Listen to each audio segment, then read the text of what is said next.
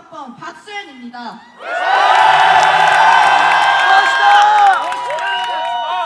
시국선언 시작에 앞서 제가 이 자리를 만들 수밖에 없었던 이유를 말씀드리려 합니다. 2024년 12월 4일 비상계엄이 해제되고 하루도 채 지나지 않은 시점부터 건국대학교 내에서는 계엄을 규탄하는 수차례의 성명문과 시국선언이 발표되었습니다. 12월 4일 에브리타임에 게시된 학생 개인의 글과 정치외교학과를 시작으로 총학생회와 교수 및 연구자 237명이 서명한 시국선언까지 우리 학교에서만 대통령의 퇴진을 요구하는 시국선언이 총 3차례 이루어졌습니다. 이러한 상황을 보며 저는 의문을 가졌습니다. 비상계엄의 배경과 대한민국이 처한 위기적 상황이 면밀히 분석되었는가? 학생을 대표하는 총학생회는 일반 학생들의 다양한 의견을 충분히 수렴한 뒤 공식 SNS에 입장문을 발표한 것인가? 저는 건국대학교 내에도 탄핵을 반대하는 입장 또한 분명히 존재할 것이라 생각하며 시국선언 촉구문을 게시하며 탄핵 반대 서명운동을 진행하였고 이틀 동안 총 120명의 건국인이 서명해 주셨습니다. 저는 오늘 그 목소리를 대변하기 위해 수많은 모욕과 인신공격에도 불구하고 용기를 내어 이 자리에 서 있습니다. 저희는 단순히 비상계엄이라는 단어에만 집중하지 않고 윤석열 대통령께서 왜 계엄령을 선포할 수밖에 없었는지 그 내막에 대해 살펴보았습니다. 그리고 1.23 계엄 이후 현재까지도 빠르게 증가하고 있는 대통령의 지지율이 그에 대한 반증이기도 합니다.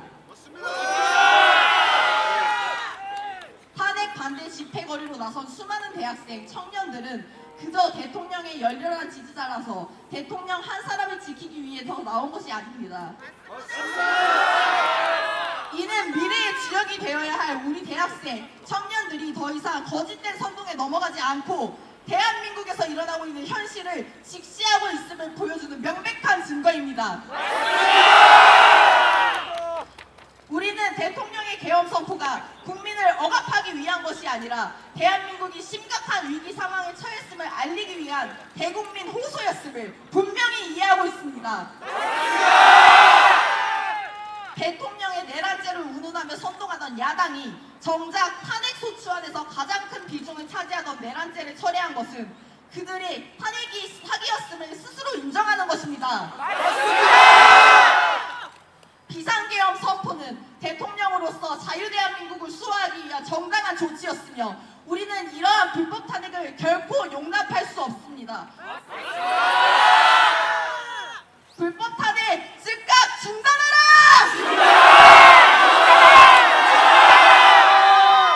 야당의 입법 폭주와 민생을 외면한 예산 삭감 그리고 무차별적인 탄핵 남발을 강력히 규탄합니다. 입법 폭주 규탄한다!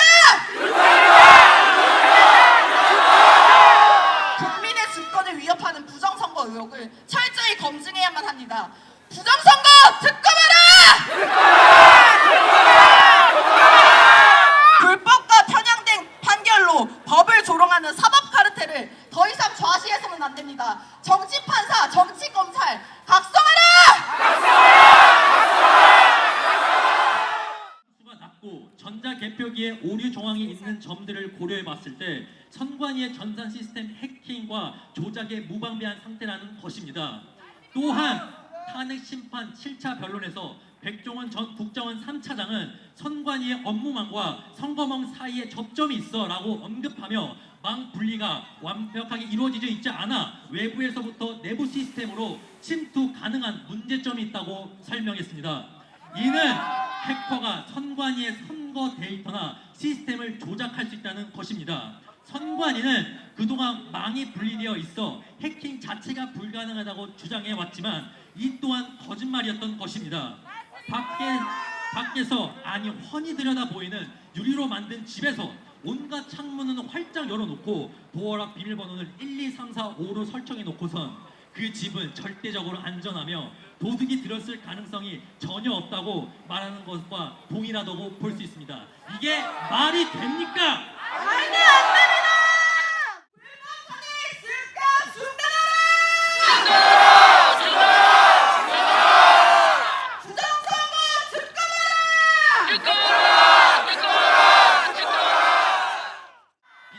당시 계엄군이 가장 먼저 투입된 곳은 선거관리위원회였으며 국회보다 더 많은 총 297명의 계엄군이 투입되었습니다.